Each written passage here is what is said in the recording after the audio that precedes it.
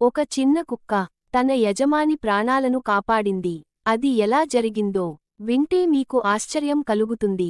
రాము ఒక చిన్న పట్టణంలో ఆటో డ్రైవర్. సాధారణ జీవితం. చాలా కష్టపడి కుటుంబాన్ని పోషిస్తాడు. ఒక రోజు రోడ్డు పక్కన వెళ్తుండగా వర్షంలో తడుస్తూ వణుకుతున్న ఒక చిన్న కుక్క కనిపించింది. అది చాలా బలహీనంగా ఉంది. రాము దానిని ఇంటికి తీసుకెళ్లాడు. బడ్డీ అని పేరు పెట్టాడు. రోజులు గడిచే కొద్దీ బడ్డీ రాముకి చాలా దగ్గరైంది. రాము ఎక్కడికి వెళ్ళినా బడ్డీ అతని వెంటనే తిరుగుతుండేది.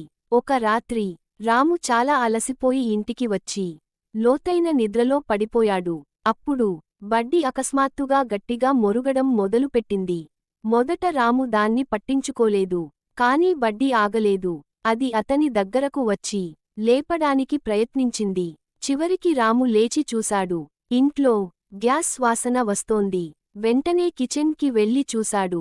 గ్యాస్ స్టవ్ ఓపెన్గా ఉంది.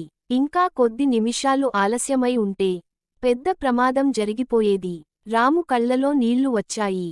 బడ్డీని తన చేతుల్లోకి తీసుకుని నువ్వు నా ప్రాణాలను కాపాడావు అన్నాడు. మనుషులు కొన్నిసార్లు మోసం చేస్తారు. కానీ జంతువుల ప్రేమ ఎప్పుడూ నిజమైనదే. ఇలాంటి విశ్వాసమైన జంతువులకు ఒక లైక్ వేయండి. మీ దగ్గర కూడా పెట్ ఉంటే కామెంట్లో చెప్పండి. అలాంటి స్టోరీస్ కోసం సబ్స్క్రైబ్ చేయండి.